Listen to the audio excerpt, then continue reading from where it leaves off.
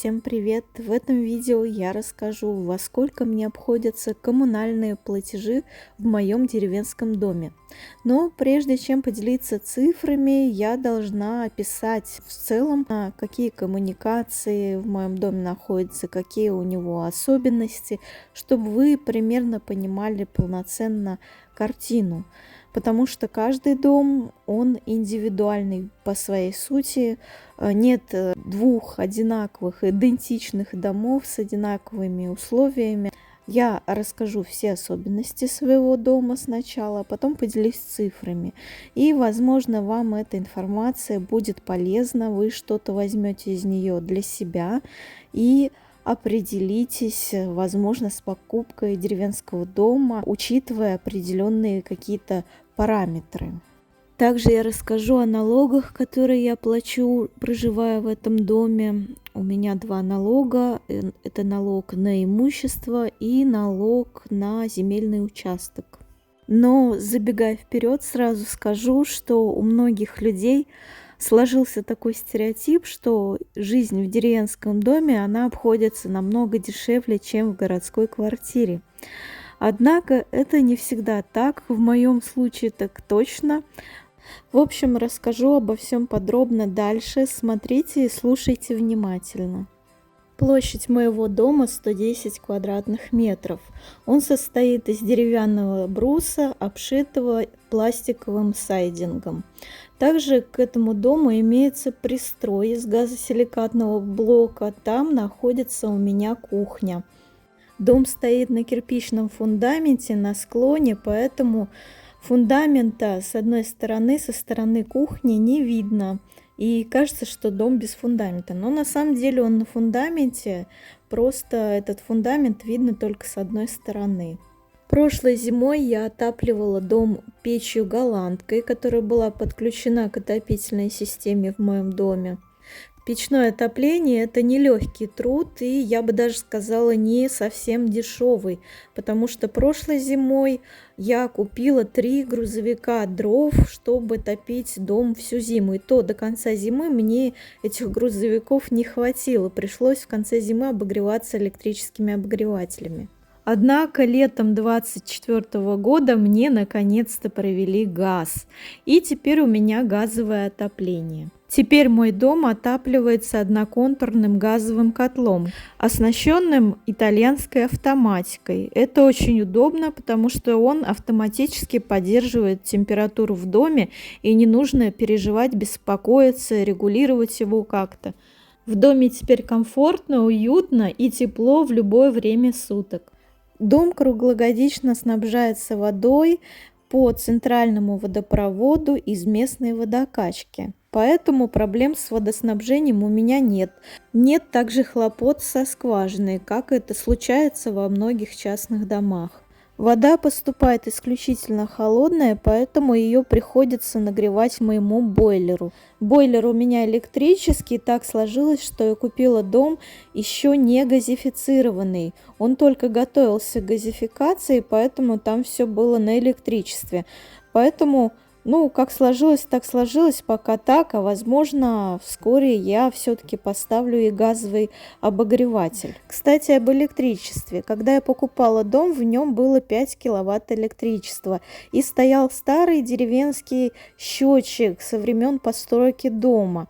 Ну а теперь у меня проведено 15 киловатт электричества. В 2024 году я это сделала, и стоит новый, совершенно новый современный счетчик на электричество. Кстати, электричество у меня тратится не только на электрический бойлер, который работает круглосуточно. Также электричество у меня уходит на основное освещение дома, конечно же, и на бытовую технику, на стиральную машинку, на холодильник, на насос, который круглосуточно гоняет воду по отопительным трубам. Помимо основных коммуникаций, местные коммунальные службы также очищают территорию возле дома. Это особо актуально в снегопады, когда рядом с моим домом дорога асфальтированная полностью заметается снегом. Чистит достаточно оперативно, быстро. Мне это очень нравится, потому что я часто вызываю такси. такси приезжает к дому. Ну и, конечно же, у нас есть вывоз мусора. На каждой улице стоит мусорный контейнер, оборудованный специальной будкой. Ну и что ж, давайте подведем итоги. Я посмотрела свои платежи за декабрь 2024 года. И вот что получилось. За интернет в месяц у меня выходит 1200 рублей. Интернет у меня мобильный через усилитель сигнала. Об этом я подробно рассказывала в своих предыдущих видео. А следующий платеж — это вывоз мусора. Мне обошелся 137 рублей 28 копеек. Также за уборку территории и водоснабжение вместе все у меня вышло 151 рубль 7 копеек. Ну и за газовое отопление плюс пользование газовой плитой за декабрь у меня вышло 3371 рубль 62 копейки. К слову сказать, декабрь в 2024 году у нас был достаточно теплым. Температура не опускалась ниже 10 градусов. Поэтому газовый котел работал на минимальной мощности. К тому же у меня еще не полностью утеплен дом. Мне предстоит делать окна, полы, поэтому при таком раскладе, конечно же, платежи за газ у меня выходят большие. И, кстати, в январе месяце нам обещают такую же погоду странную, то оттепель, то небольшие заморозки до -10. К слову сказать, мне самой интересно, сколько же у меня будет выходить за газ, когда будут сильные морозы. В прошлом году у нас были морозы до -25 градусов, а в этом году что-то пока вот никак. Ну, возможно, еще в феврале они будут, поэтому я еще посмотрю.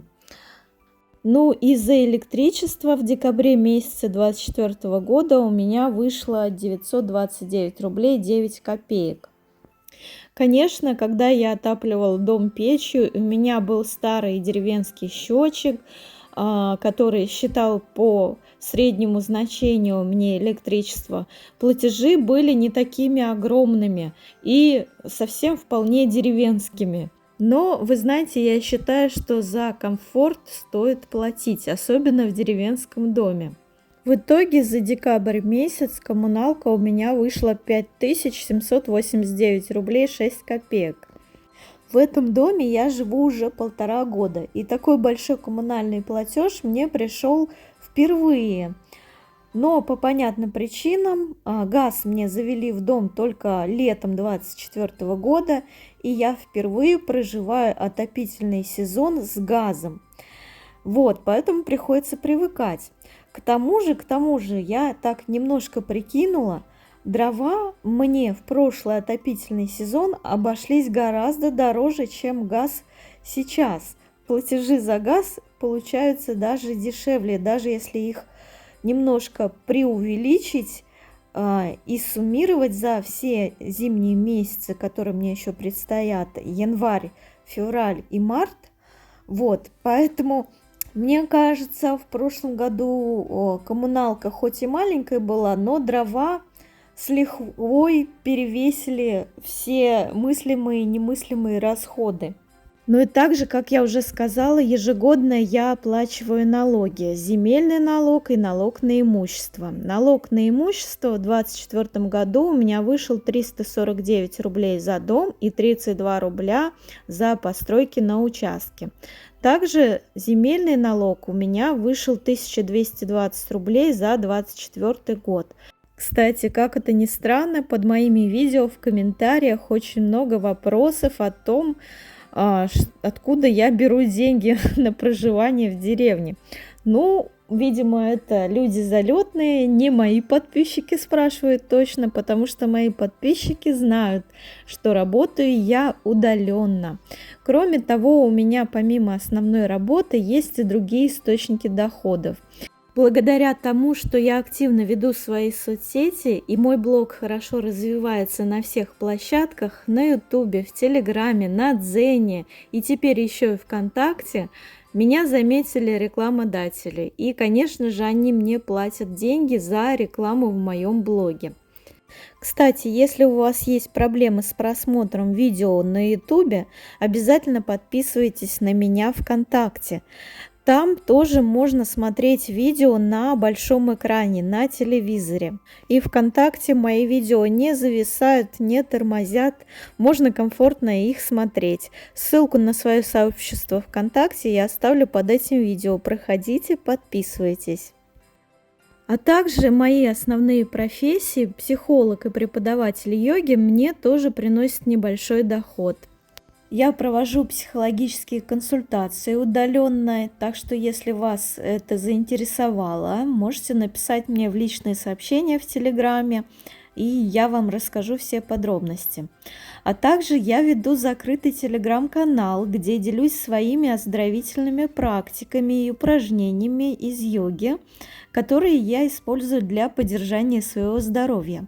Этот закрытый телеграм-канал я завела совсем недавно, но уже на него подписываются люди, которые заинтересованы тоже в поддержании своего здоровья и которым интересен мой опыт.